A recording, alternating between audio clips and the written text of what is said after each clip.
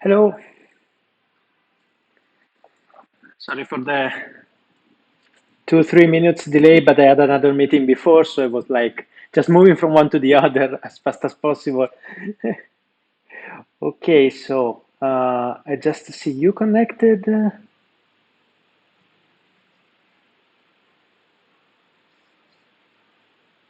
Okay, yeah.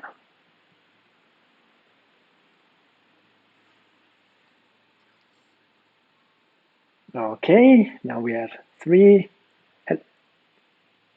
Hello. Perfect. Okay, let's just wait for a couple of minutes before starting. So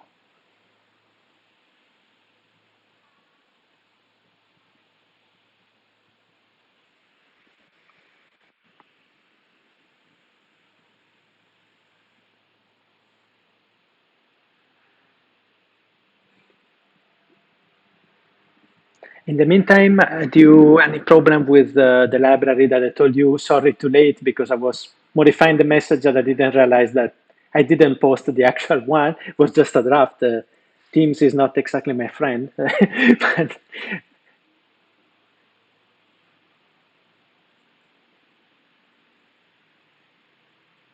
okay, perfect. Okay,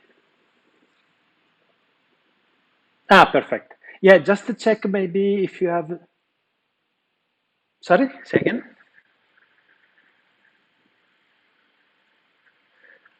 If you then launch like Spider, should be okay. Yes, if you are using. Just to check maybe the version of the library, because like 1 year ago or something like that, they did a major update.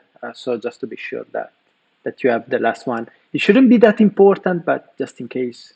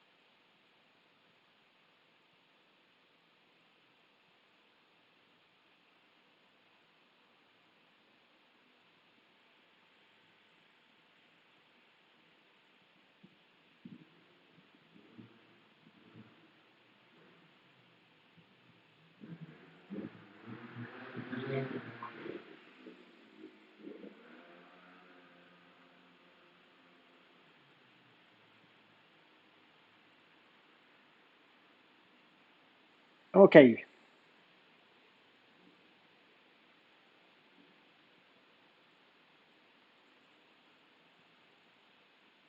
Okay, so just to double check, then again, everyone has the library. Could you install it?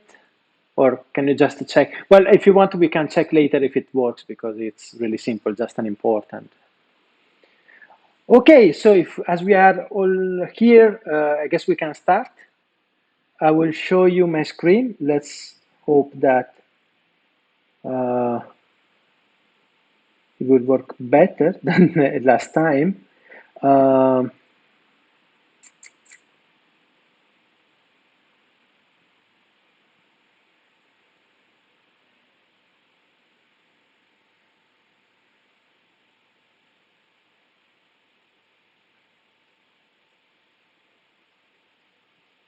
okay, don't worry. Yeah, actually, I cannot see you when I'm sharing the screen. If I can share the screen, by the way, I don't know why it's not. What the hell? So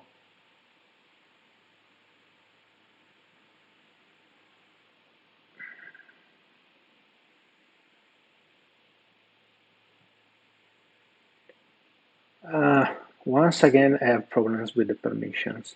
Incredible. I don't know why every time I screen sharing, where is it?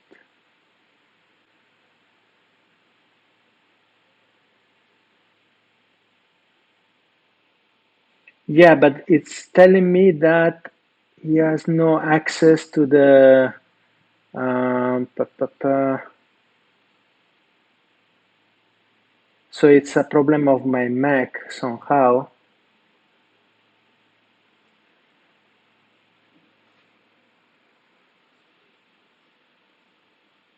I no, I'm in it. Okay, let me check. So, uh,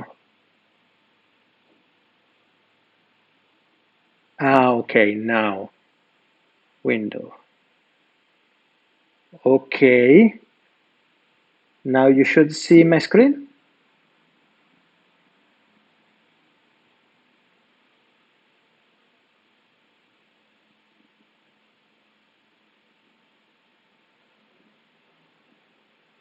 Not yet. Wait.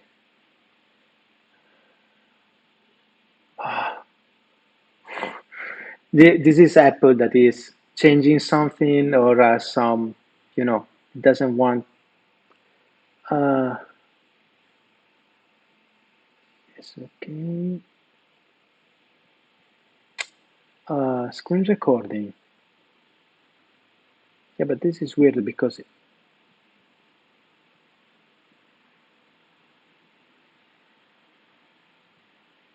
Okay, sorry. I think I have to once again launch Team. I will be right back. Sorry.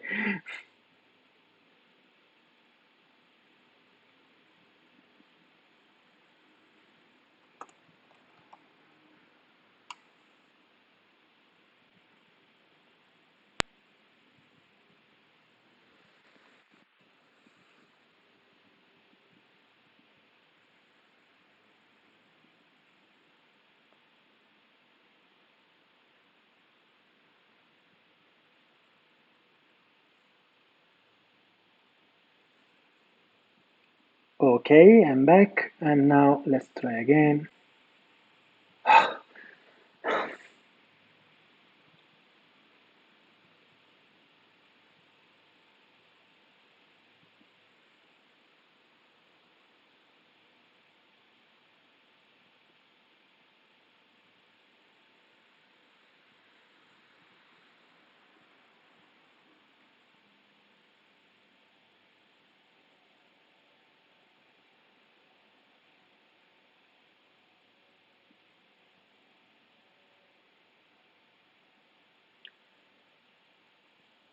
This is weird.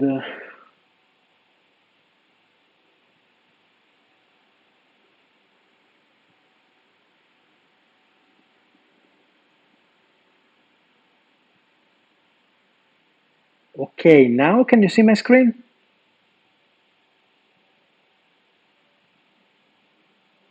Okay, finally.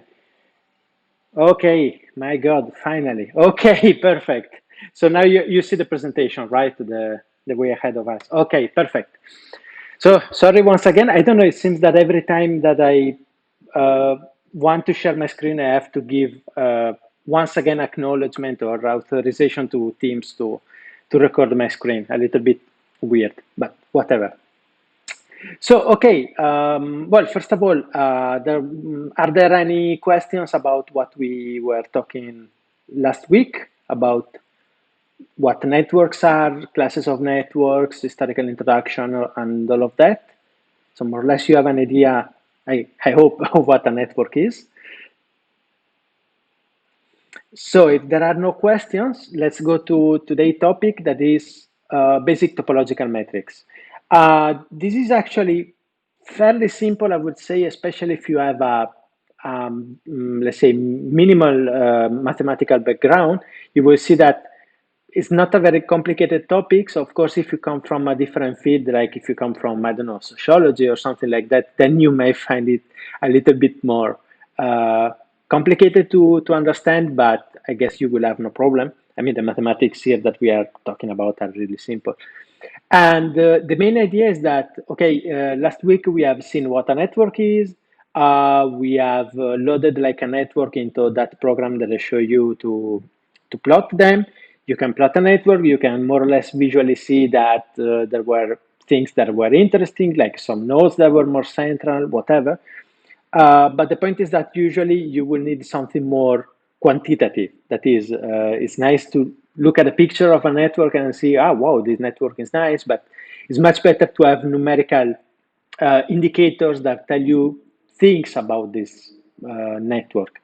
So this is the main idea of or behind topological metrics, are just some metrics that we, or some numbers, if you want, some indicators that we calculate on top of these networks. And each one of these metrics is, let's say, tailored or is designed to give you some information about the network. Then, of course, the problem is yours of seeing all the numbers that you get and try to understand what are the properties of the network, or especially to understand which network, which metric you have to apply to your network, depending on the context in which you are working. So I don't know, for instance, if you are analyzing gene networks, maybe one metric is not really relevant and it's better to use another one. So the idea that we will follow along this today is that I will show you some basic metrics. We will go back to Python and we will calculate them on the network that I uploaded last week. And then we will extract some conclusions about the network, and you will see in real time how to do that. You probably remember from last week that Cytoscape has some um, utilities or some functions to calculate some basic metrics, which is actually okay. The problem is that this is not suited for, I mean, it's okay if you have to analyze just one network. So you have one network, you upload the data and you get the metrics. The problem is that when you have like one network that you extract from every patient that you have, and then you have 1,000 patients because you are analyzing a huge medical data set, and you have to analyze all of them. Then, as far as I know, in Cytoscape, the only solution is to manually load each one of these networks, extract the metrics, and then copy paste the metrics in an Excel file or whatever, which could be quite, quite bad. I mean, at least quite time consuming. So it's much better to see how to do it in Python, and you can automatize everything and it will be way better. So let's start, first of all, from the beginning, as it's usual. And how do we represent a network? I'm not referring here to the graphical representation that you can see, for instance, on the left, because that's not a problem. It's more, how do we represent the data, or how do we store in memory the information about a network? There are essentially two ways. I'm going to tell you fastly how they are. The first one is just a list of tuples. That is, you just list origin node and destination node, and maybe you have some more information. This is, for instance, the format that Cytoscape requires. As you remember from last week, you have origin node, destination node. So essentially, the idea is to have a list of pairs of nodes when they are connected together. So like here, we have the node 1 is connected to node 2, 3, 4, and then node 4 to node 5. This is exactly as the format of the data that we were seeing last week. Actually, I have here the file open, and okay, I will try to make it this slightly bigger. And as you can see, the idea is that you have, okay, first column, gene 1, gene 4, and then a number that was just an attribute, but the format is the same. So this is the first solution. The second one is one that is better for mathematical analysis, but not for storing. And I will explain to you why.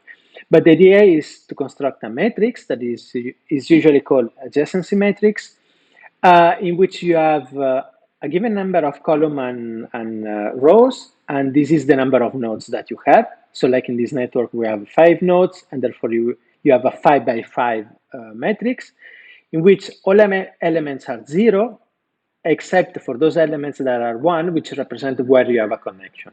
So for instance, here we have a 1 between node 1 and node 2. And here actually you have a link between node 1 and node 2, and so forth. So node 1 is connected with node 2, 3, 4, and then you have node 4 and 5 connected. So the advantage of this matrix is that it's a matrix, and therefore you can do some mathematical operation on top of this matrix. I don't know if you are familiar with things like, I don't know, calculating eigenvectors and eigenvalues. you can do this directly on the matrix, which is, if you're a mathematician, that's very nice. This is not that nice from the point of view of storing the information. Uh, because like in the previous case, so let's focus, sorry, on this case. The adjacency matrix has n by n elements, always, independently on the links that you have in the network, where n is the number of nodes. Now, in this case, you can see that we have 5 elements and we have 25, sorry, we have 5 nodes, so we have 25 elements, which is not a lot because, well, it's 1 byte, more or less, or 1 bit per element, so it's not a huge problem. But now let's suppose that you go and you want to analyze the network of Twitter. And the network of Twitter is, I don't know, well, let's suppose a subset. Can be 1 million nodes easily, like the number of followers in a country like Italy or Spain. I guess it's actually more than 1 million, but let's suppose it's 1 million. Well, this adjacency matrix will have 10 to the power of 12 elements. And you have to store, ideally in memory, this beast. I mean, this huge matrix is essentially impossible. So in this case, it's much better to go to the previous representation, because here the size of the representation is just the number of links that you have. So in this case, you have just 4 links, and maybe in the Twitter network, you have 1 million users, but maybe you are looking at, I don't know, like posts and replies between users, so you don't have that many links. Maybe you have just, I don't know, 50 million links, which is still a lot, but you just have to store 50 million links and not 1 million of a million nodes. So it's much better when you have a very large networks and sparse networks. In any case, we will work here, especially with the first version, because it's how the data are stored. Then what you can have are directed networks. This in any representation, that is, I'm keeping here the adjacency matrix, but even in the other one, it's okay. So the idea is that in the previous case, if you remember, we had no arrow. That is, we say that if node 1 and 2 are connected, it means both that 1 is connected to 2 and 2 is connected to 1. You can imagine a simple case. Well, it's not exactly, well, yeah, let's put that case. You say, okay, if person 1 is a friend of person 2, then person 2 is also a friend of person 1. This may be true probably in real life, but for instance, in social networks, in online social networks, this is not really true. That is, I can follow, for instance, Obama, but I doubt that Obama will follow my Twitter account. So the point is that usually, well, in many cases, what we have is that connections are directed. And you can see here that I have an arrow going from 1 to 2. What does it mean? Well, that the relationship that we are analyzing, whatever this relationship is, goes from 1 to 2 and not the other way around. It can be, of course, directional also in this case, like for instance, okay, 4 and 5, they're mutually friends, but it may not be always the case. And note that here in the adjacency matrix, what we have is that this matrix is no longer symmetric. So here, 4 is, let's say, a friend of 5, and 5 is a friend of 4. But here, node 1 is, let's suppose, following node 2, but node 2 is not following node 1. So we lose the symmetry in this adjacency matrix. We can also have this kind of weird, well, in most of the cases, it's a weird situation. It's not very common, in which we have self loops. So imagine that we are in a social network. Is like to say that a person is a friend to himself or to herself. Maybe we are all friends of ourselves, or maybe we are not. So also in the case of I don't know, Twitter networks or things like that, you don't follow yourself. I don't think it's possible. Let's suppose other networks, the gene interaction networks. Can a gene interact with itself? I don't think so. At least I've never seen a situation like that. Maybe it's possible. But in any case, there are networks, although it's not really common at all, in which one node can interact with itself. In that case, this will be represented as one, a value of one in the main diagonal. So in this case, it means that node 3 is interacting with itself, with node 3. I'm saying this because in most of the cases, at least in most of the cases that I came around, if you have a self-link, like in this case, it's probably a mistake of the data. So you have to double check the data and see why it's there and if it really makes sense, and maybe just delete it. So add, like, for instance, one case from time to time, well, most of my time actually, I analyze transportation networks, and especially air transport network. Now imagine that each node is an airport and you have flights connecting them. Can you have a self-link to one airport that is, for instance, an aircraft that takes off from Paris Charles de Gaulle and lands at the same airport at Paris Charles de Gaulle after, I don't know, 10 minutes or 15 minutes? Actually, you can, but usually it means two things. Either that aircraft had a serious problem, like one engine off or whatever, and it had to go back to the airport and do an emergency landing, which is not okay, of course, or it was just a test flight. So imagine that they had to do some modification to the aircraft, or like an overhaul or whatever. They just take the aircraft to have a small flight just to check that everything is okay, and then usually they land back at the same airport. Both of them are like exceptions, or even errors in the file or in the data. So just for you to know, if you have a self link, you can have self links, but just double check them, because I don't know, maybe something fishy is there. So just be aware of that. Um, and most importantly, because also it's what we have in the data, you can have weights associated to links. Not necessarily just weights. You can have everything you want. You can have labels, or you can have something like that. But the important point is just that you don't say, okay, two nodes are connected, and that's all, but you attach something else to this connection. It can be a number, it can be a label, or a name, or whatever. Like in this case, for instance, we have that connection between node 1 and 2 has a 6 associated to it. So it's like uh, is a stronger connection than the connection between node 3 and 1, in which you just have a 1.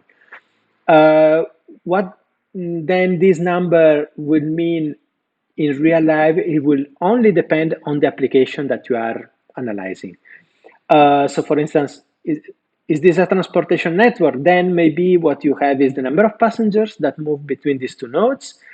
You have a social network, then maybe it's the number of messages that these two people like exchange, or the number of emails that they have exchanged in the past, the number of tweets that they have replied or forward.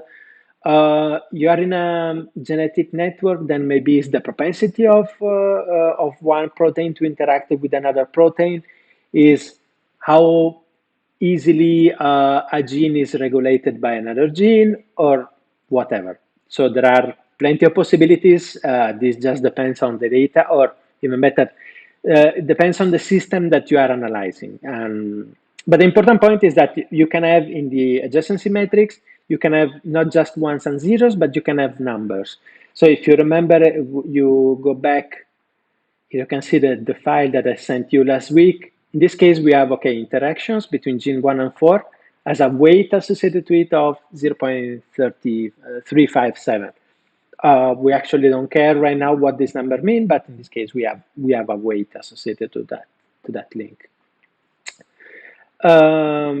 And by the way, usually, as I see, the standard, let's say, notation, if you want, is that these numbers are called weights or distances in some cases, but usually it's weight.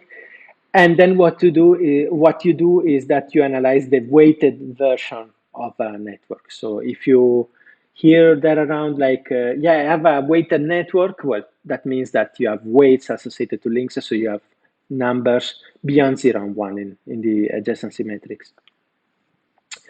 Okay, and then let's go back to the very basic matrix. This is probably the simplest one, and actually it's not even network theory, it's just common sense if you want. The degree of a node, which is the number of connections that that node has. So social network, for instance, number of friends, or biological networks, number of proteins with which one protein can interact. And it's super simple, it's just the number of connections, so you just have to count. Of course, if you have an adjacency matrix, it's just summing, like by rows or by columns, depending if you want in degree or out degree. It's just summing the number of ones that you have, so it's not rocket science. And you have also the maximum degree that, as you can imagine, because the name is quite self-explanatory, is just the degree of the most connected, the best connected node in the network. Like in this case, here you can see that we have the 5 nodes. Node 1 has 3 connection, node 2 has 1 connection, and so forth. So the maximum degree, of course, it will be 3 in this case. Okay, so just before going ahead with this, I would suggest let's go back to Python. And what we do, we load, first of all, the network that we had the other day, and we start with these two very simple net metrics, so we can check that everything is it's okay. So here I have my environment. I usually use Spider, but whatever environment that you use, it will be okay. Just the only important thing is that you have to be, well, of course, in the directory where you have this file, network.txt, that is the network that I sent to you last week. I will just open a new file, and just to start with the standard thing, I will import NumPy, just in case we will need it, and networkx as an x. This is a very nice, I would say, yeah, it's a very nice library in Python, which has a lot of tools and especially a lot of metrics already implemented. Is not probably the fastest one. If you have a very large network, it can be a problem. But in general, if you have a network and you do want to do some fast calculation and so forth, it's really the best first place to be, just to check the results. So I will save my file in the same directory. Let's call it I don't know, test or whatever. Not really important. And I will execute it just to check that libraries are okay. Please do this and let me know if you have problems with the library and so forth. So there are just 2 lines of code, so we should not have any error at this point.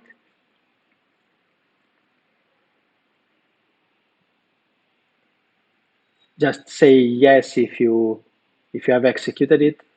I need a positive ping because as I cannot see your screen, I cannot know if it's working okay or not.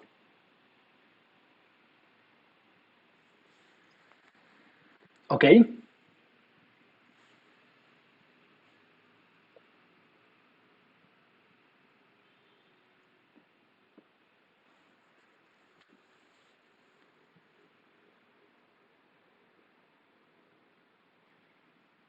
Okay, perfect. Excellent. Third ping. Okay, perfect. Okay, so let's go ahead and load the network file. Also very simple. Well, you are more or less familiar, right, with Python, so I don't have to explain the basics like this with open network.txt.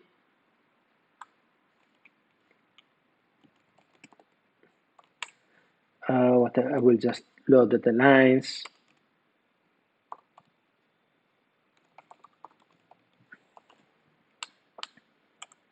There are probably better or more elegant ways of doing this, but it's okay. So essentially, I will read all the lines of this file. And then the other thing that I have to do is to split this. It's a tabulator in the middle, just to have one column for the first node one column for the second and one column for the weight. So I will do my list equal to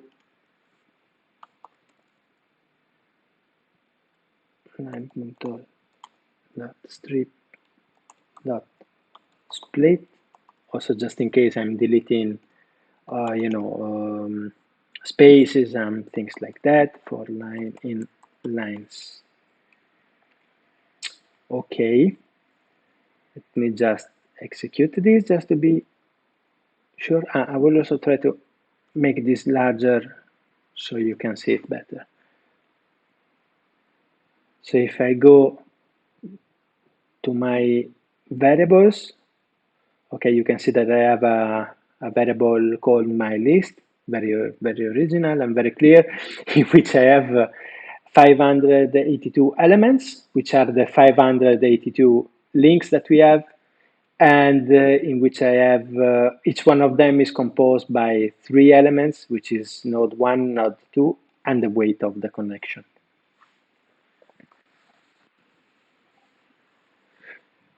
Okay, so once we have this, let's go to the next step. First of all, I will create the network. More or less is customary, or at least all the examples that I have seen in, in the internet, uh, in the help and the tutorial of Network X. All the networks are usually called G, just that. So graph, graph is equal to nx dot graph. This will create an empty graph with nothing inside, and then we can just populate the network with the links that we have. So for each in my list, so for each one of the lines that we have, g dot add edge. So you can imagine what this function does.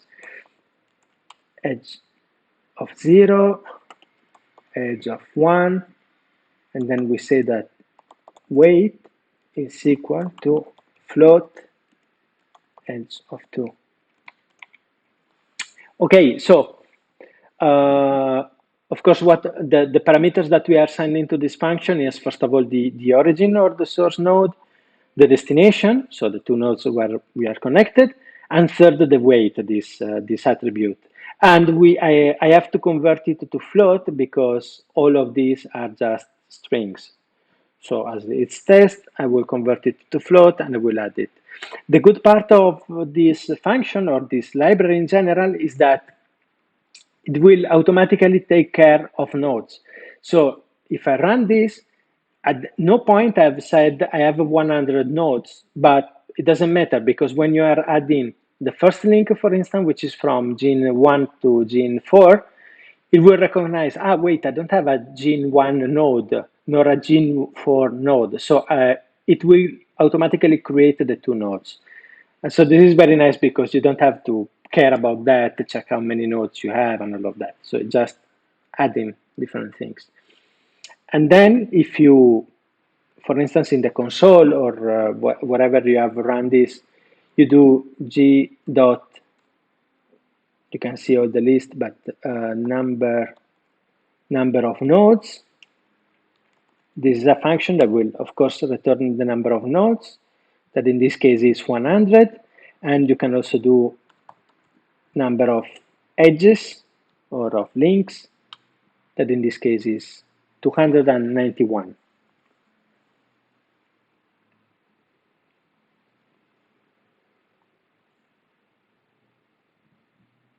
Do you also have these results? So are you following?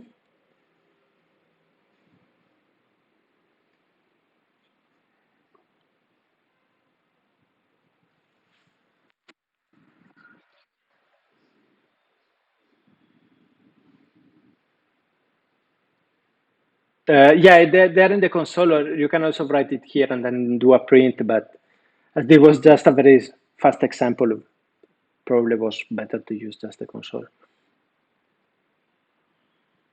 I don't know if I can make this larger. No. Okay, so probably you will see something more, let's say.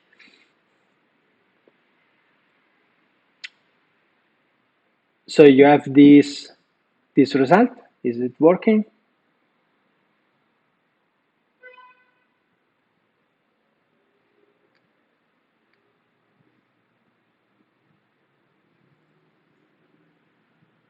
Okay. If it's not working, also please say no, so so I can so I know where we are essentially. Okay, so let's start with the degrees. By the way, just if you wonder, we had 582 lines, which are links, but then here we have just 291 edges or links.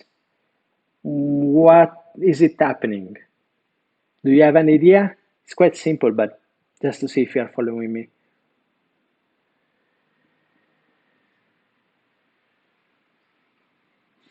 Yeah, if you look at the file, that is the lines, for instance, this is the variable with all the links that we had in the file. As you can see, I have, and you should also have 582.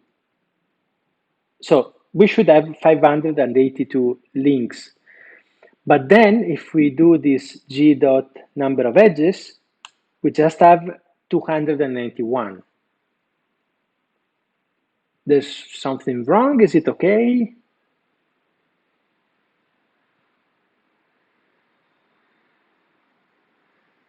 Any hypothesis what is happening here?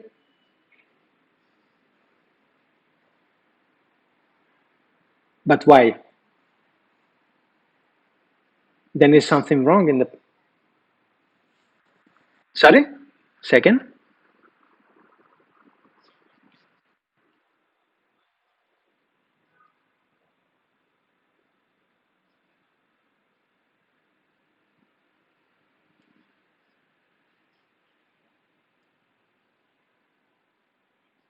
Exactly. Yeah, that's exactly the point. If you see here, in this file, there is a connection between gene 1 and gene 4. And then if we go at line 29, we have a connection between gene 4 and gene 1.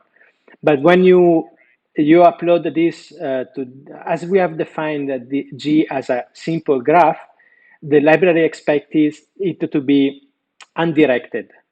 So when it finds that there is the second, like a connection from gene 1 to gene, sorry, the second connection from gene 4 to gene 1, just says, okay, this is the same link as we had before, so I don't care, I just delete that.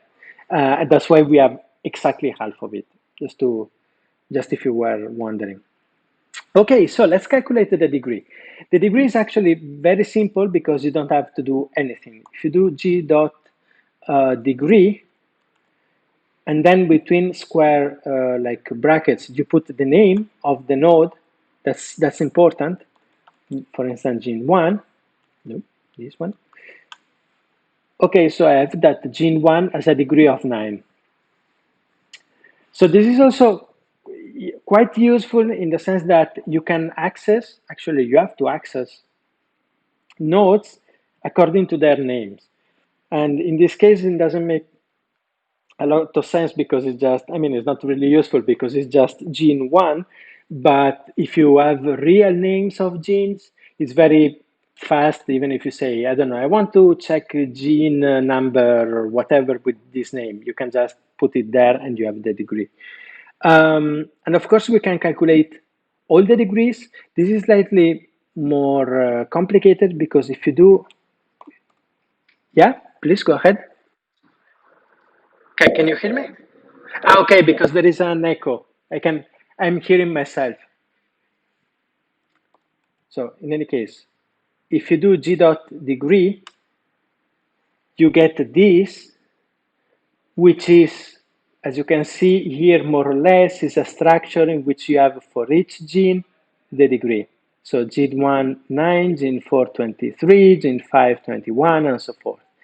But the problem is that this is a dictionary, actually it's a degree view, which is not very easy to manipulate, I guess. So there is a better way. We can transform all of this in a simple list. So if you do degrees equal to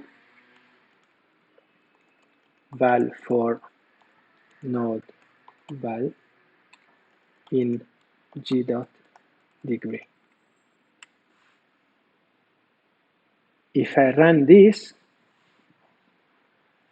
you can see here that I have the full list of like the simple list of the degrees of the number of connection of each node.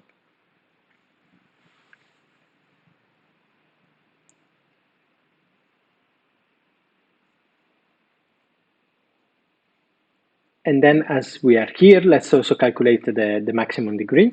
This is really easy because it's simply the maximum value of degrees.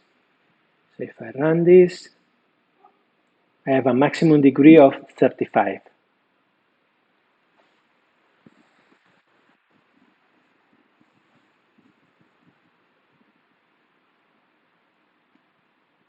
Okay, do you have the same result? I hope.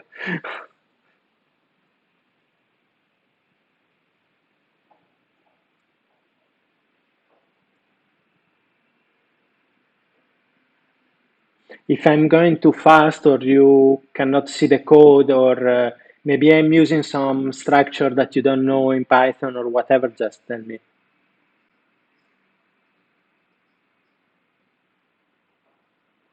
Ah, okay, yeah, I understand. Then, yeah, then copying the code can be quite quite long. Yeah.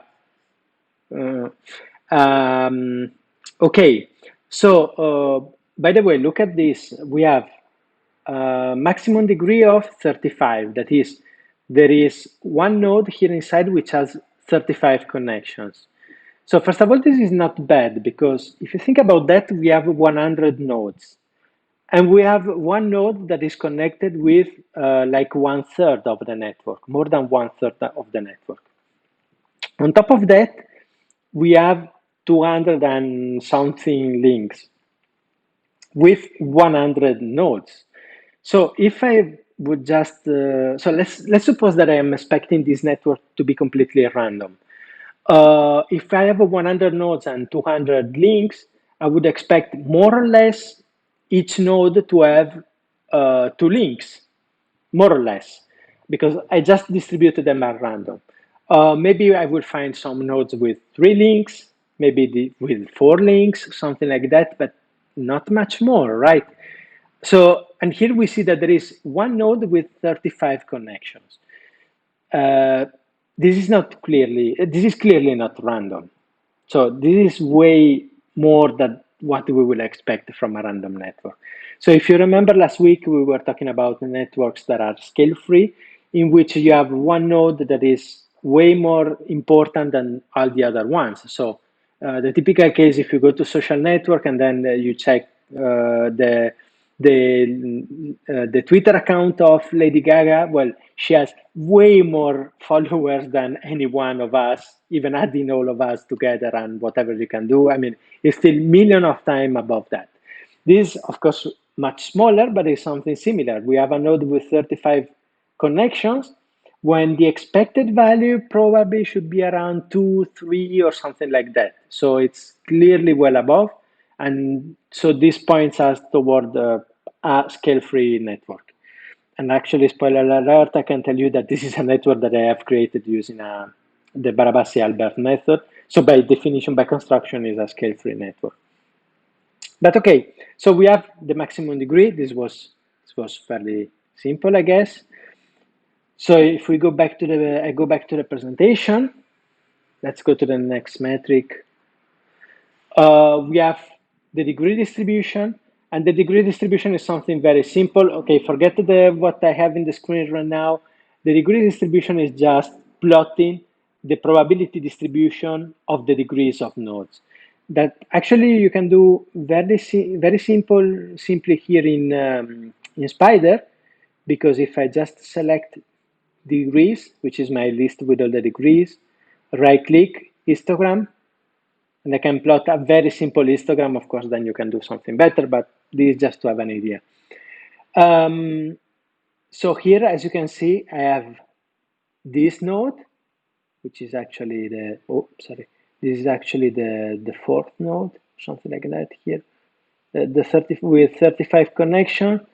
And then we have a few nodes with between 15 and 25.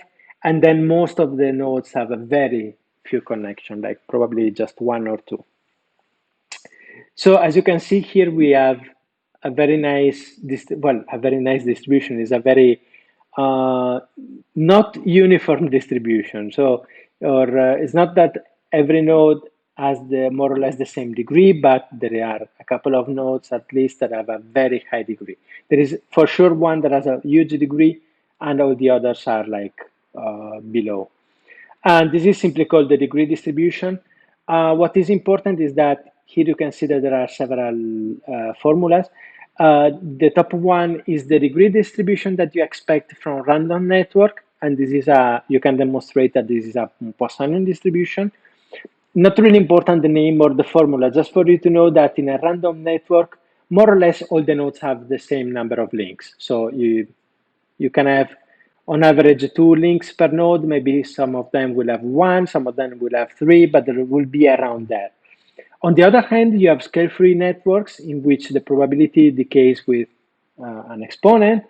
And in this case, what you have is that you have a bunch of nodes, usually just one or two, that have a very large number of connections.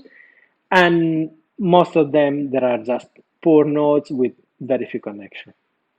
So the graphical representation, or if you want the histogram or the probability distribution, is called the degree distribution. Then you have, of course, if you have a distribution, you can calculate an entropy. Not so it's quite important in several applications, but essentially it's just the idea. Essentially, the idea is just to see if all nodes are the same, or if some nodes are different, or if they are all heterogeneous. You can calculate the entropy, like the entropy of any other distribution, like for instance the Shannon entropy, and you just get a number, and this tells you something about the network. Now, let's go to some metrics that are more interesting. The first one is assortativity. And as you can see, the formula is quite complicated, but don't worry because the idea is really simple. Essentially, is a correlation coefficient between the degrees of nodes that are connected between them. And the idea behind this is I want to see if highly connected nodes are connected between themselves, or they are important, they have a lot of connections because they connect to nodes that are not very well connected. So let's consider the example that I have here on the screen. As you can see, I have just one node with a lot of connections. Well, 4 connections, but it's like the best connected node in the network. So let's suppose that this is a very highly connected node. So node one is connected with a lot of connection, and then I have 4 nodes with just one connection. So in this case, highly connected nodes are connected, and this is just one, but is connected with poorly connected nodes. And poorly connected nodes are connected with highly important nodes. And then you have like a star configuration, a star-like structure. But it could be also, there could be another solution in which I have like a bunch of nodes that are strongly connected together, and therefore they are highly connected, but just between themselves. And then I can have a lot of small nodes connected with just one other node, but this other node is also not important. That is, it's just connected with one. So the assortativity essentially is telling me whether highly connected nodes form a community, or if you want, a club by themselves, or if these highly connected nodes are important because they receive the contribution from a lot of small or poorly connected ones. So for that, what I do is I calculate the correlation coefficient between the, the degree of nodes that are connected together. So like here in this case, what I have is I take the connection between nodes 1 and 2. On one hand, I have a degree of 4.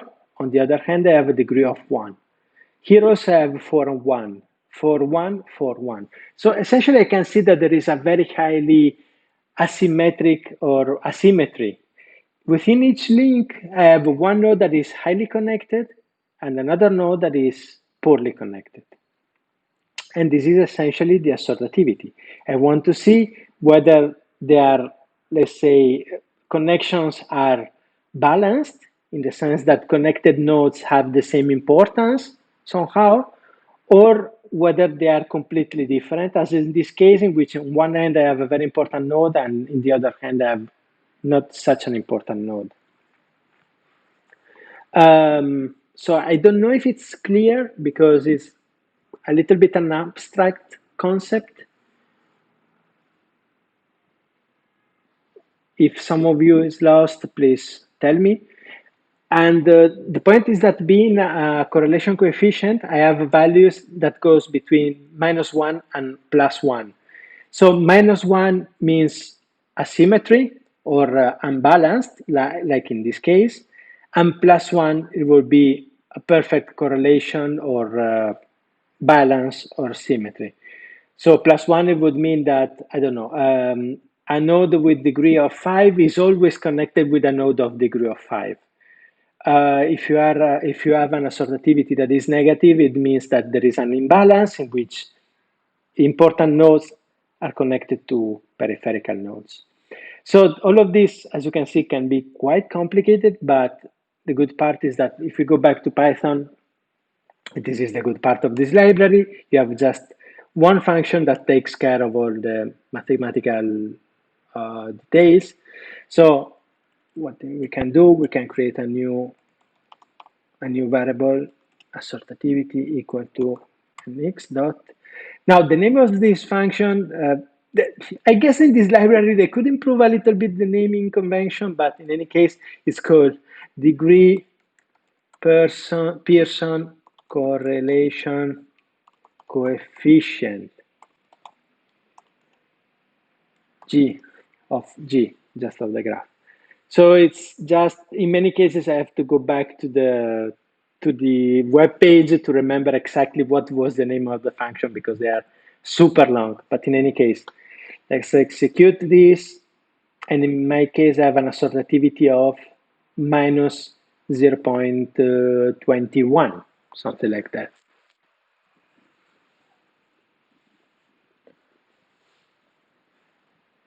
So if you think on what I was telling you before, okay, we have a negative assortativity, not very high, but it's not bad. So minus 0.21 is already, I would say that is significant and is negative. Sorry, say again.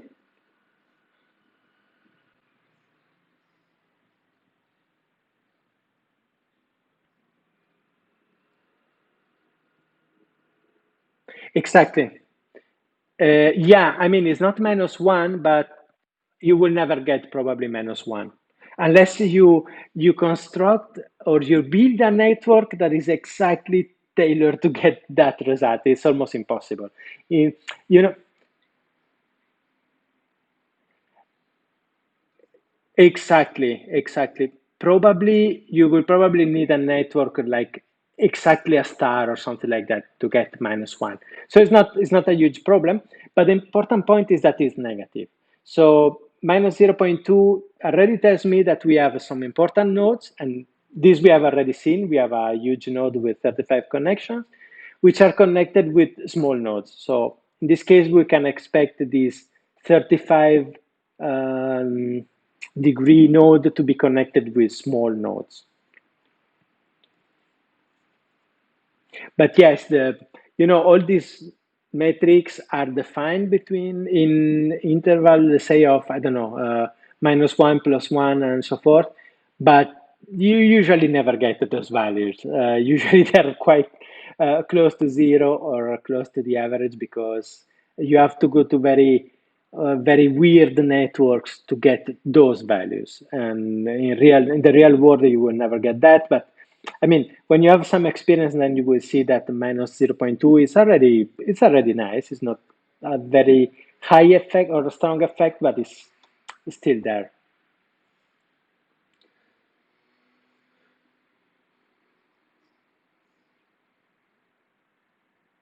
With zero exactly, it means that there is no correlation between the degrees of the nodes that are connected between them.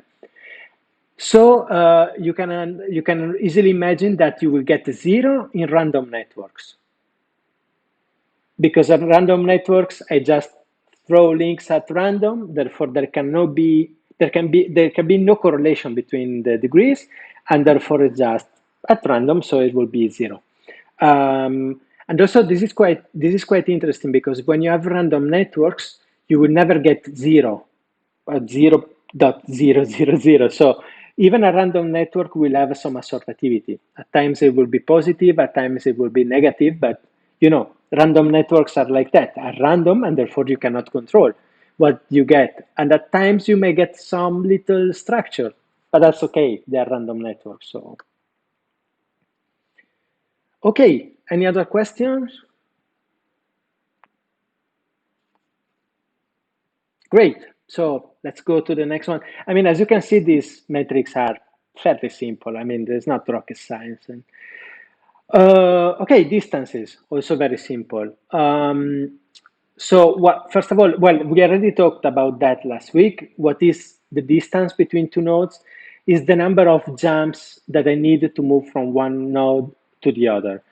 Um, what is most important, I would say, is that in network theory, you almost always, I would say 99.9% of the times, you are only interested in the geodesic distances, that is, in the shortest distance between nodes. Please take into account that geodesic means shortest. So, because in many cases it's used, there are people that use geodesic and others that use shortest. I think that shortest is more visual, but the point is that you want to know, okay, I want to go from node 2 to node 4, how many jumps, what is the minimum number of jumps that I have to make in order to reach the other node, and in this case will be 2. And once again, you can construct tables in which you have the distances between pairs of nodes and things like that. And you have a metric that is quite basic, that is just the average. So this is just the average distance between all pairs of nodes, except, of course, I has to be different from J, otherwise it will be weird. But essentially, the mean geodesic distance, or the average short path distance, or whatever it's called, because you can call it in several ways. The idea is that, okay, if I land on a node and I want to go to another node, how many jumps I have to do? So remember, like the Milgram experiment that we talked about last week. So in the United States or any other country that you take, usually the number of jumps that you need to connect two people is usually 6 or below 6. So in the United States is 6. If you go to a smaller country, probably it will be 4 or 5 or something like that. So once again, if we go back, this metric can be, so the two warnings about this metric. It can be, if you do it manually, it can be quite complicated, because, well, you have to calculate all the distances between nodes. And if you have 100 nodes, it means that is 10,000 distances. And especially this metric can be a little bit time consuming. With 10 nodes is not a problem. But if you have like 1 million nodes, calculating the distances, so the path between each pair of nodes, take into account that you have 10 to the 12 pairs of nodes, well, it can be quite a nightmare. But in this case, it's not a problem because we have a small network. So let's calculate the average short path length equal to nx dot, once again, the full name, average shortest path length of G. So as you can see, you can call this metric with several names: average geodesic distance, or another form is average shortest path length. But the name is self-explanatory at the end. In any case, I will run this. So as you can see, in my laptop, the laptop has been essentially instantaneous, because we just have 100 nodes, so it's not very, very complicated. I will wait for a couple of seconds so you can copy the code and execute it.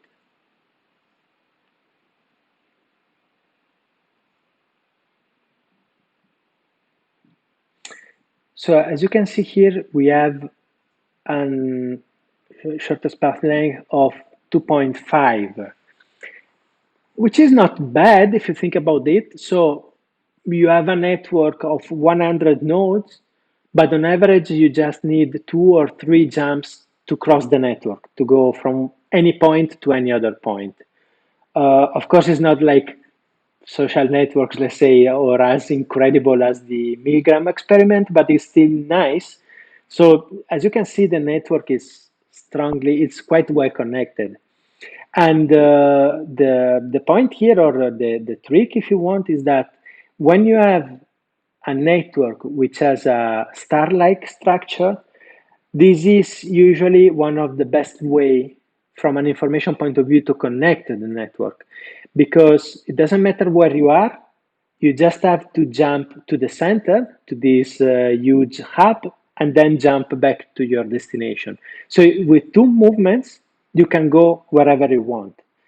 And actually, if you think about that, an example, transportation networks, and especially air transport network, they're in most of the cases, let's say most companies, they are organized like that. This is called an hub and spoke configuration, in which you have, I don't know, if you think about Air France, you have one major airport, which is Paris Charles de Gaulle, and then all other cities are connected with Paris Charles de Gaulle. So you can go from, I don't know, Marseille, you take a flight, you go to Paris, and from Paris you take a flight and you go to whatever, to Lille or to any other one.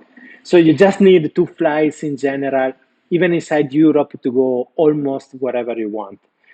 On the other hand, if you have more random connections, this might be a little bit more complicated. So this number can be higher. But okay, you got this result?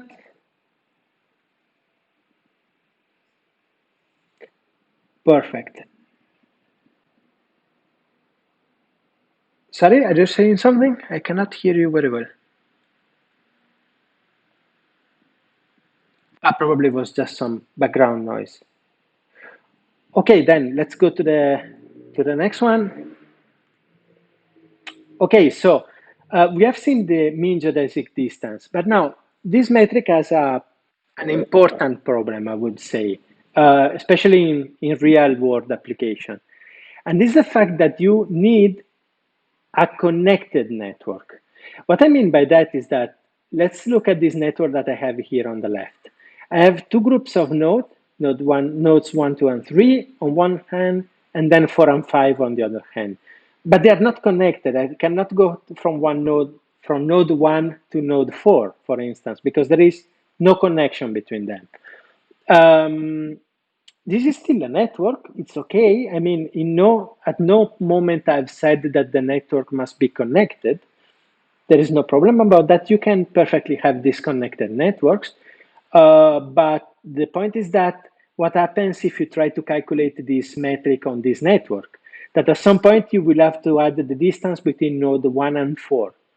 But the distance is infinity, or it's actually not defined because they are not connected. So there is no distance because there is no path. So you cannot, let's say, apply this metric. But there is an alternative that actually it's a very simple formula, but it's very intelligent if you want. It's a very smart solution. Was proposed quite a few years ago by a friend of mine, Vito Latora, and it is that it's called efficiency, and instead of calculating the average of the distances, you calculate the average of 1 over the distances. And this solves the problem if you think about that, because then you say, okay, the distance between node 1 and 4 is infinity. 1 divided by infinity, I assume that is 0. So this specific pair of nodes will just add 0. And we'll add the 0 to what? To something that is, if you think about that, an efficiency. That is, the lower this number is, the more efficient is the network in transmitting information between the nodes. Because let's suppose that you have a fully connected network. That is, every node is connected with everyone else. Then all the distances will be 1. And then 1 divided by 1 is still 1. You calculate the average and you get an efficiency of 1. Yeah, this is the maximum that you can get. The network is perfectly efficient. There is no better way of connecting networks, of course, than just connect all the networks together. So this is actually not even a network, it is a fully connected structure. Now, let's suppose that you have a bunch of nodes with no links between them. So all nodes are completely isolated. Then all the distances will be infinity. 1 divided by infinity is 0. And then the efficiency will be 0. Yeah, this network, which is actually not even a network, is just a collection of nodes, will be not very efficient to share information, will be a disaster. So its efficiency will be 0. And everything that you have in the middle will tell you how good is the network to transmit or to share things inside or to share information. So it's a very nice solution. And also it's very nice because the metric is defined between 0 and 1, which is easy to handle if you want. It's not between 0 and infinity or whatever. And you can apply it to any network very easily because you don't have this problem of connectivity.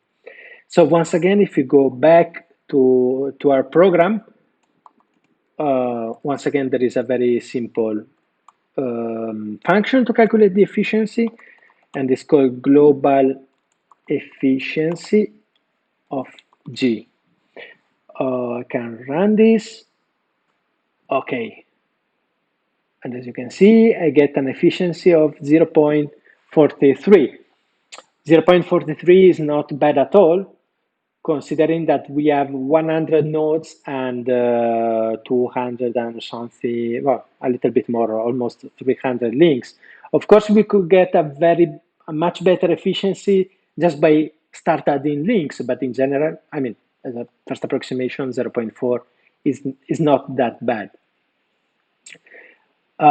One additional comment is that it's called global efficiency here in the function, because you can also calculate the local efficiency. And the local efficiency is just considering one single node. So what you can do is just say, okay, I want to see how efficient is this node to distribute information. And then you calculate all the path that start from that node and go to other nodes. So it's called global just to distinguish between the local version and the global one, which takes into account the whole networks.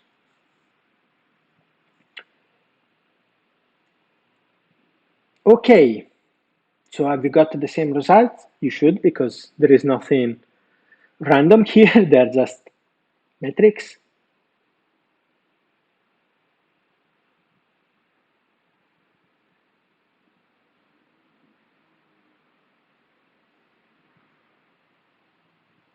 Okay, if there are no objections, I would propose as is for 4:15, we take a 10 minutes break and we get back at 23, for instance. Okay, perfect. Then see you in 10 minutes.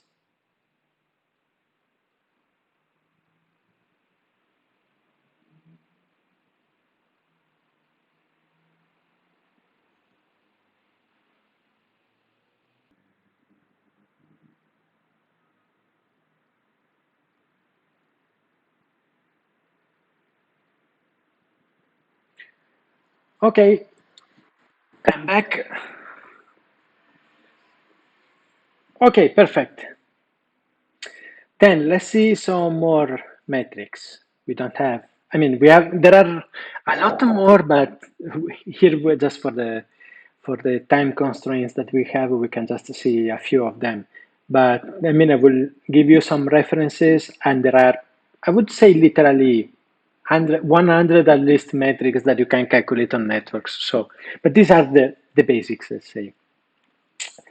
Uh, well, okay, one last regarding distances, the diameter of the network, which is very simple, is just the number of steps the maximum number of steps that you have to make in the network to go from one side to the other. Or if you want the distance between the two most far away nodes that you have in the network. Uh, in the network that I've represented here, this is not a very good example because being disconnected, the distance, the diameter will be infinity. But I don't know, for instance, if we take just the first three nodes, the diameter will be 2 because node 2 and 3 are the ones that are most far away. So very simple. Now, clustering coefficient, also called transitivity. Actually, I think that transitivity is a more common name than clustering coefficient, but both can be used. This we have already seen is, loosely speaking, the number of triangles that you have in the network, or the density of triangles that you have in the network. Once again, this is very important in social network, where it's called triadic closure, if I'm not wrong. But the idea is that the friends of my friends are also my friends. So it's a very simple concept. And is defined as the number of triangles that you have.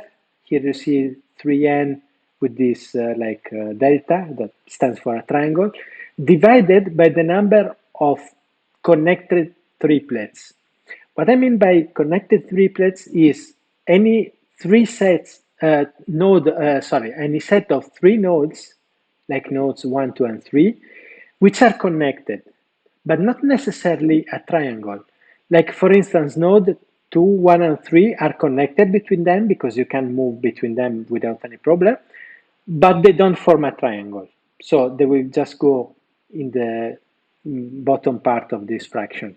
Node 1, 4, and 3, they form both a connected triplet because they are connected, but they are also a triangle because they are fully connected between them. And so they will go to the upper part. There is a 3 here because technically each triangle should count should count 3 times because there are 3 nodes in it. So this simple triangle that you have here in the center, I can see it from node 3. So if I'm standing here, I see a triangle. If I'm standing in node 4, I also see a triangle, and the same for node 1. So it's accounted for 3 times. This makes the metric normalize between 0 and 1. So 0 is like I have no triangles, and 1 is like I have a lot of triangles. Well, actually, I'm full of triangles. There are just triangles in the network. Like in this case, in the network that I have here, I think it's like 1/6. The value is not very high because essentially you just have one triangles and you have a lot of connected triplets. I don't exactly remember, but I think I calculated it and it was like 1/6 or uh, something like that.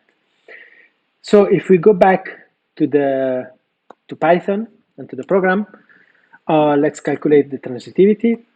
Transitivity equal to nx dot, and this is better name, transitivity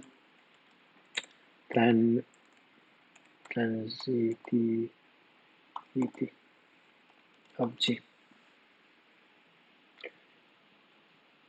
At least this name is short, and you can see here that I have 0.1. So actually 0.1 is quite low. It's not very high, but this is to be expected. Usually scale-free networks, they don't have a lot of triangles. If you think about that, think on the star-like configuration, because at the end, a scale-free is very much like a star. In a star configuration, you actually don't have triangles at all, because it's a star, so you don't have connections between secondary nodes or these nodes that form like the perimeter of the system. So 0.1 is an okay value. It's not very high. Of course, there are networks with much higher values.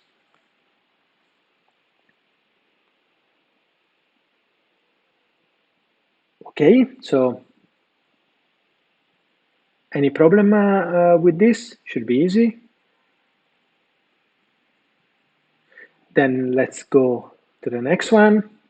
And these are actually, this is not a metric itself, it's a family of metrics that I want you to be more or less familiarized with, at least that you know what it means, and this node centrality. And the problem is that node centrality, as its names suggest, are a family of metrics that try to define how central or how important a node is. But the problem is that how do you define importance? I mean, it's a very broad term and there are many possibilities. So here I'm just showing you a couple of them that are the most famous or the most common one. But actually, depending on the specific application, you may need a different type of centrality, or maybe you needed to develop a metric that is specific for your application. So just for you to have an idea, you have the degree centrality, which is very simple. A node is as important as the number of connections that that node has. So in this case, for instance, node 4 will be fairly important because it has 4 connections, and the node 2 will be way less important because it's just 2 connections. So it's a very simple idea. Your importance is just proportional to the number of connections that you have, nothing else. Now, this can be made much more interesting. And the idea, for instance, of betweenness centrality. Now, let's look at this network that I have here in the screen. You may say, okay, what is the most important node that I have in this network? This one here on the left, because as you can see, it has 2, 4, 6, 7 connections, is the most well-connected node in the network, so probably it's a very important one. True, that's true, but let's imagine that my objective is to create a network in which I can easily move information from one side to the other. Then this node here, even if it has just 2 connections, it's quite important because it's like connecting the 2 parts of the network. If for whatever reason this central node is deactivated or is deleted or whatever, you will have a serious problem because then you cannot move the information from one side to the other. So you can see that probably this is also an important node, even though it has just 2 connections. So not just the number of connections is important, but also which parts of the network you are connecting. So this is the idea of the betweenness centrality, that instead of calculating just the number of connections, I check how information moves in the network. In this case, like for instance, I check what I have to do to move from the left to the right side and the other way around, and I see which nodes are involved in that transmission of information. Okay, and how do you calculate it? Just very fast is you calculate all possible shortest path from all possible nodes to all other one, and you calculate how many of them go through the node that you are analyzing. So for instance, let's suppose that you are analyzing this node here on the left. Absolutely, you can say that this is not going to be important. And actually, yes, because if I calculate the shortest path between, I don't know, this node here and this one on the right, well, the path will not go through it. Clearly, it's just another way. But if I'm calculating this, I'm analyzing the centrality of this node in the middle, well, actually, most of the path will go through that node. So if I want to go from the left to the right, I have to cross this. And therefore, this node will be essential for a lot of shortest path, and therefore it will have a higher centrality. Nothing special in the sense that when you calculated, for instance, the efficiency or whatever other metric, essentially you have already calculated also the centrality of all nodes, but it's quite simple. Then there is another one that is also very famous. It was proposed actually quite a few years ago by Bonacic. And the idea is that, okay, let's suppose that I am in a network, in a social network, and I want to calculate the real power of each node.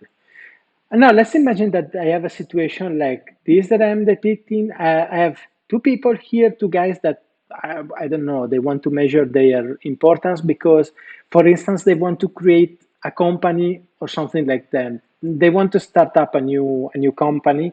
And of course, as you can imagine, to start a company, it's quite important to be well connected, to have friends, to be able to reach other people and so forth. So let's suppose that we have one person here on the left that has a lot of friends, but these friends are just very normal people. Let's say not very important one, like standard people. I don't know, it can be me, it can be other people, but just standard people. But he has a lot of friends, that's for sure. So that's a disadvantage. On the other hand, let's suppose that we have this other person who has just one friend, but this friend is Obama, or I don't know, just to make it more modern, it's this friend is Trump. So yeah, it's true. You just have one friend. It's not a much, but that friend is super powerful. So probably you're not in a very bad spot, right? To start a company or to influence whatever or to connect to more people. So the idea of Bonacich here was that centrality is not about the number of connections that you have, but it's more about how important those connections are. So it's not about the number of friends that I have, but it's more about the importance of friends, of the friends that I have. If I have just a few friends, but they are super important, then I'm also important because I can easily reach power, let's say. So, said in other words, the power or centrality of a person is proportional to the power of his or her associate. This is the formulation that was initially proposed. And how is calculated? This is a little bit more complicated. It's an eigenvector problem. If you are interested, I can explain it better to you, or I can give you some references, or you can even look in Wikipedia. The description is quite good.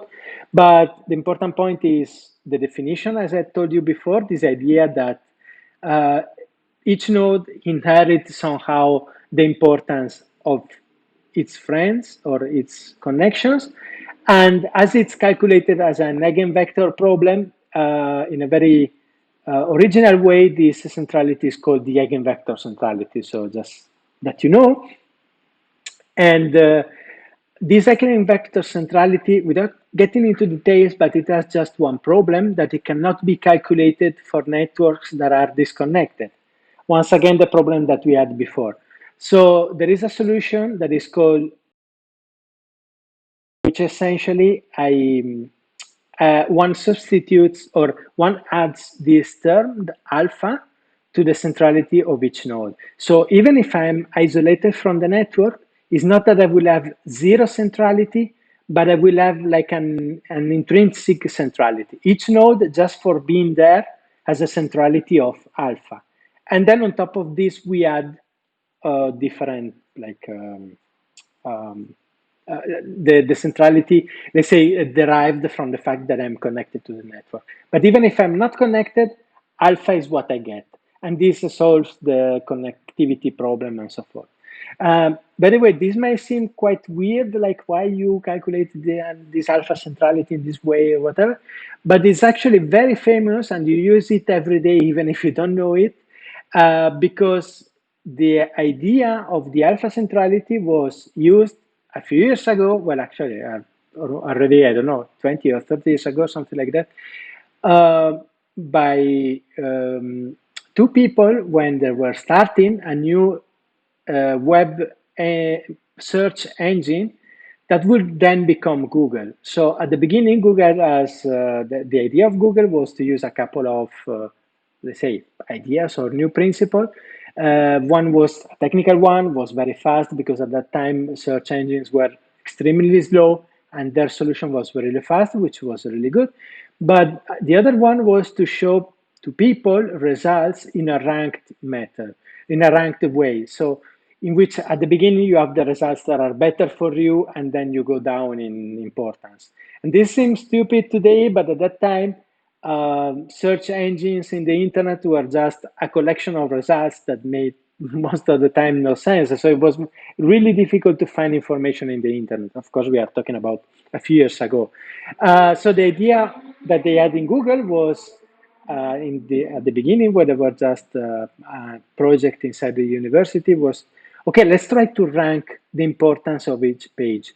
And to do that, they used an alpha centrality, in which the idea was the importance of one web page is proportional to the importance of web pages that point towards that page. So the idea is that if I am Wikipedia, I'm important because I have a lot of connections that points towards me. But if for some reason my personal web page, which is not really important, let's say, has a link from Wikipedia, that is, there is a page in Wikipedia that points towards me, suddenly my web page will become more important because there is a source of, there is a web page that is important, that is Wikipedia, that is suggesting that people should read my web page. So suddenly my web page also becomes more important. And this is, as you can see, this is always the same, is a variation on the same topic. It's technically it's an alpha centrality and has been calculated that way. And from that simple idea, then they have created a company that I don't know how many $billion is worth. So, I mean, these ideas are simple, but they have some power, as you can see. Networks are not completely useless. Of course, if you can create a startup of that kind. So let's go back to our program. I will show you this last example. So this library network X has several ways of calculating centrality. We will just see one for the sake of time. That will be the betweenness centrality. And as usual, there is a function that is called betweenness centrality. Yeah, betweenness is a very weird word, but gives you the idea. It's like to say, okay, the node is important if it's in the between. If it's in between somewhere, let's say it's in the middle. No? So it's betweenness written this way, like between plus ness. Okay, and if you execute it, you can see here that I have a full list with all the genes and their centrality. Usually the betweenness centrality, well, usually all centralities are normalized between 0 and 1. So as you can see, there are nodes that are very unimportant, they are very like peripheral, like this gene 100, that's a 0.001, which is very low. And then you have this gene 12 that is quite decent. And then somewhere there should be one with a higher centrality. We have this gene 4 with 0.13 and so forth. Sorry? Uh,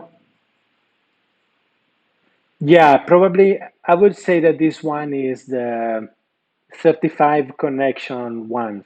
So probably, I don't know, but actually we can check very fastly because, sorry, we have said no, technically it should be node 3, node 4.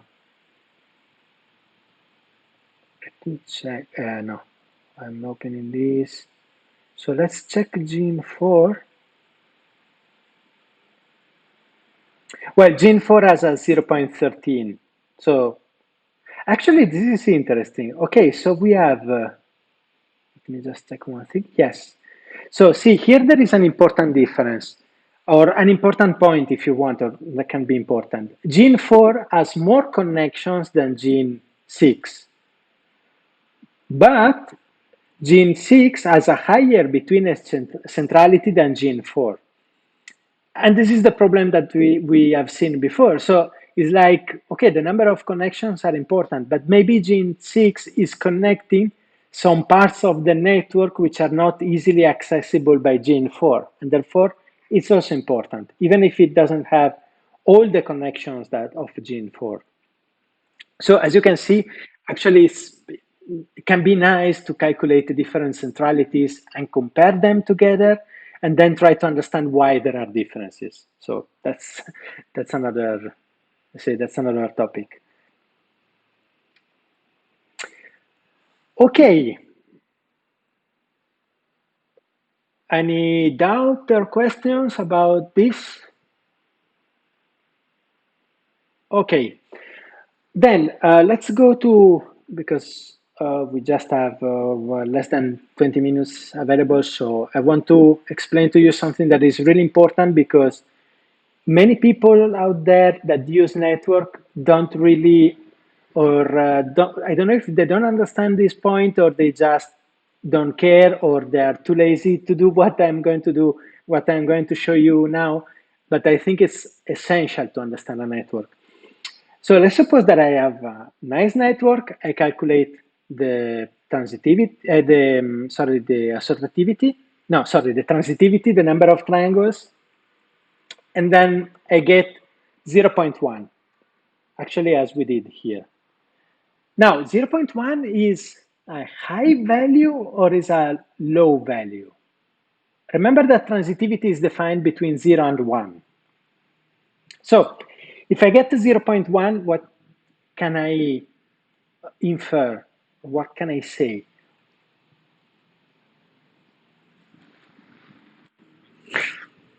That's correct. Yes, it seems low at least. But let me, so you're right. The first approximation and what everyone does is to say 0.1 is low. Okay, let's suppose that I have a network of 100 nodes. So a good bunch of nodes. And then I have just two connections in the network. How many triangles will I have? Zero, of course, because I have just two links. There is no way of making a triangle because you need three at least. So you will just have zero triangles. So you calculate the transitivity and it will give you zero. And so you can say, yeah, the number of triangles is very low. True, but it's really surprisingly. So is there any other possibility? No, actually, if you have two links and 100 nodes, there is no way of having more triangles than zero. So zero is like the only answer that you can have. So is this value somehow telling us something about the network? No, actually, no, because what we can say is just that this is like business as usual, is what you can get from the network, is the only thing that you can get from the network, so it's not surprising at all. On the other hand, let's suppose that I have a fully connected network. I will have a lot of triangles by definition because any triplets of nodes, they will be connected by a triangle. But would this be surprising? But actually, no, once again, because it's the only solution that you can have. You can just have all those triangles if you have all those connections. So now we get to an important point. Let's suppose that I have to compare two networks. I have on one hand a network with a very few connections, very few links, and another network with a lot of links. And then I calculated the transitivity in the first one and I get 0.1, and I calculate the transitivity on the second one and I get 0.8, for instance. And then I want to compare them. Of course, I can naively say, well, 0.8 is larger than 0.1, so for sure the second network has more triangles, has a higher transitivity. Yes, that's true. But the point is that is the number of triangles that I have in the second network really that surprisingly high with respect to the other one? Because I have a different number of links. So can I compare both networks that easily? It's not that simple, right? Because you are comparing two networks with a different number of links. And the problem is that the number of triangles depends on the number of links. So you are comparing two things that are not so easy to compare between them. So the solution for this is to make an intermediate step, and is to compare this with what you will get from completely random networks. And so let's suppose that I have my network that has like this one that we have calculated, that we have analyzed now, and I get a transitivity of 0.1. I don't really know if the number of triangles is higher or lower than what I would expect. So what I do is that I calculate a bunch of random networks and I compare the transitivity that I get in the random networks with the one that I got from my network. And then I can say, yes, in my network, the number of triangles is way larger than what I would expect at random. And then I can say, yes, there is a structure here. It's like, for some reason, there are more triangles than what I would expect. Let's start coding, and we will probably see where I want to go, also because we will see it in this with numbers in this network. So the first thing that I will do, just to clean this a little bit up, is that I will define a function, let's call it analysis, which will take as an argument a network G. And what I will do, I will just take the metrics that I've already calculated, I will copy and I will pass them inside this function, just so we don't have to write it all again. Let's make some space, and let's just take the max degree. Let's take the assortativity, the efficiency, and the transitivity. I will delete the other two metrics. Okay, and at the end, I will return an NP array with these four values: max degree, assortativity, efficiency, transitivity. Some more space. Okay. Why I do this is just to clear the code. So now we have one simple function that will calculate on any network for different metrics. And actually, let's just make a test. If I say all metrics is equal to analysis of G, and I run this code, hopefully everything should be okay. And I get this very simple NumPy array with the four metrics. So 35, that is the maximum degree, assortativity of minus 0.2, efficiency of 0.4, and transitivity of 0.1. So just to clean up the code, we have one simple function that takes care of the networks, and we can forget what's inside. Okay, tell me, let's make this negative. Tell me if you are not here. So if you need more time. Okay, so I assuming that here, okay? Then what we do is that we have to create, let's start by creating one random network. But I want a random network with the same number of nodes and links to be able to compare. This is very simple. Let's create a random G, which is equal to an X dot. Now, network X as a function, of course, to create random graphs, whose name is GNM. I have to look at it because it's a little bit strange. Random graph. So the random graph part I understand, the GNM not too much, but in any case, we have to put two parameters or two variables. The first is the number of nodes that I will take from my original network. If you remember, is number of nodes, and the number of links, G dot number of links, edges, sorry, edges. Okay, so if I run this, it's not necessary now, but you will get a new network with the same number of nodes and links that the original network that we are analyzing, but with a completely random structure. And now what we can do is to say, okay, let's call this T or whatever, analysis of my random graph. If I now execute this, let's go to T, and what I get is this. So this is interesting because, for instance, the maximum degree is now 12.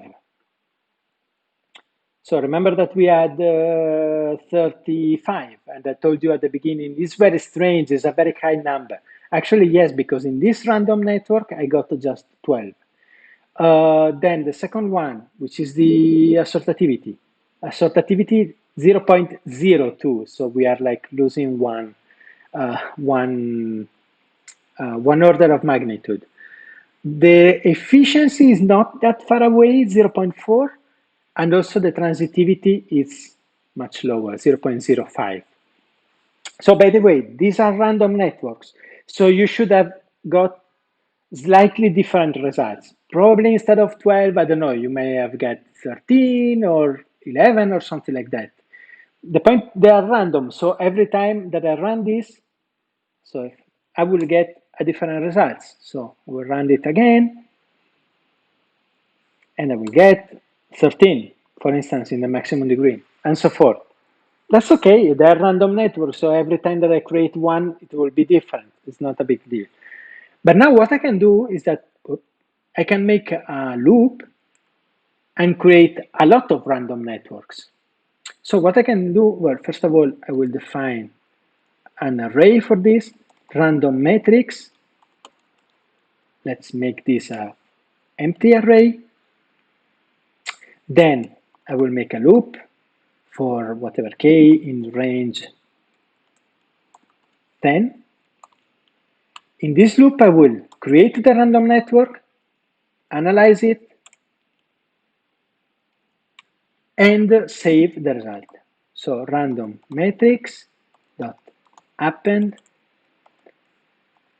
of t.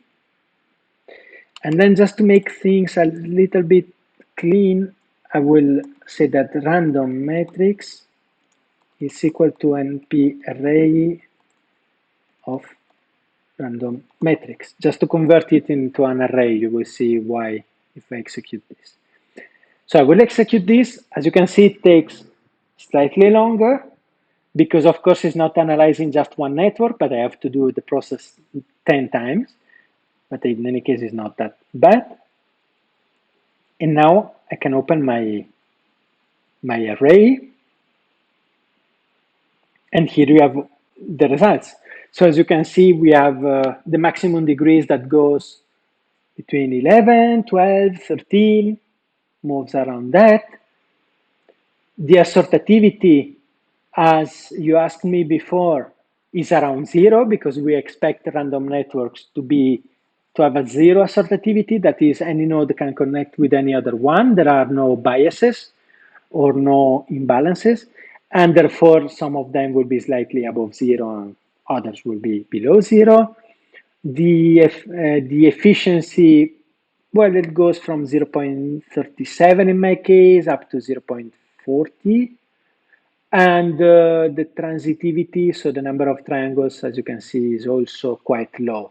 The maximum is 0.09, so it's not very high. Okay, now I have to compare these results with the one that I got from my network. There is a very simple way of doing this, that is just the old good visual way. I can just take my values and say, oh, sorry, I opened T, that is not what I wanted. I wanted all metrics.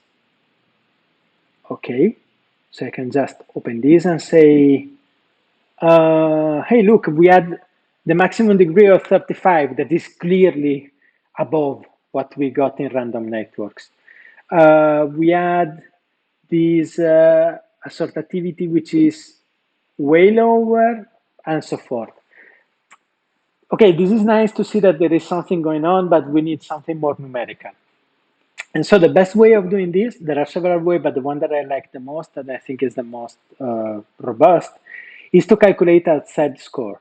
So if you know what is a z-score, good, and if you don't know, we will calculate it and you will see it very easily.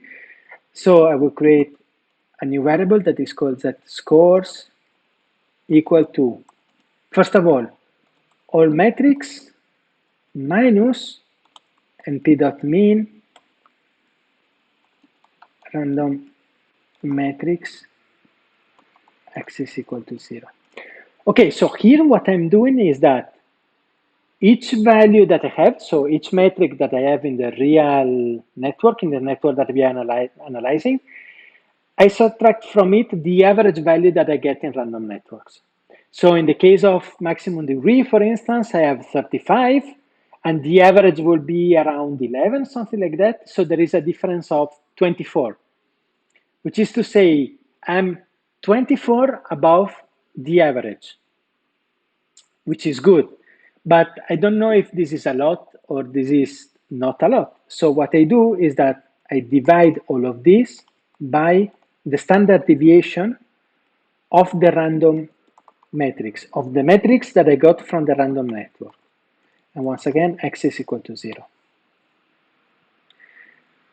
So at the end, the z-score tells me, first of all, if I am above or below the reference values. In this case, the reference values are the random networks. If I have positive values of the z-score, it means that I am above, I have larger values. If I'm below 0, I have smaller values.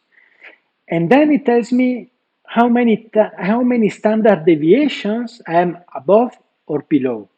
So if I get plus 10, it means that I am 10 standard deviations above what I got in random networks, which is to say, like, there is absolutely no way to get that value from random networks because it's 10 standard deviation above, so you would never get it at random. If I get a plus 0.5, it's like, yeah, okay, you are above the random networks, the value that you get in the random networks, but not that much. You are 0.5, so you are half a standard deviation above. So essentially you are there. Now, if I run this, let me run this very fast. Well, very fast, the time it takes. Okay, now I can open this variable z-score, and here you have the results. So for the maximum degree, I have 19. So, and as you can see, is what we have seen before. There is absolutely no way for a random network with this number of nodes and links to have such high max degrees, max degree. And this is what we have observed because actually this is not a random network. This is a network that is more a star-like structure if you want. So you will have one node that has way more connection than what you would expect. And this is the 19 that you get. So it's like, okay, there is one node that has way more connection than expected. The second one, that is the assortativity. Yeah, we have a lower value. So the value that you get is smaller than what you would expect in random network, but actually not that much. Minus 0.3, minus 3 is 3 standard deviations below, which is a probability of 5% or something like that, or 2%, I don't remember. You can translate this to a normal distribution and make the calculation. But it's like, well, it's okay. It's low, but it's not extremely low. Efficiency, plus 10. This is serious. So we have an efficiency which is way better than what we would expect in a random network. And finally, transitivity is plus 4.8, so it's plus 5. It's not that bad. Of course, if the numbers that you got are probably slightly different because once again, they are random networks. So every time you launch the program, you will get different things. So of course, what is the solution? Increase the number of random networks. The higher the number of random networks, the more stable the results will be. They will converge better. Now, the problem is that, of course, if I put 100 random networks and I run it, my laptop is connected to the power, so it should be, it's as fast as it can get. It also has a nice CPU. And as you can see, it starts taking a few seconds to calculate this.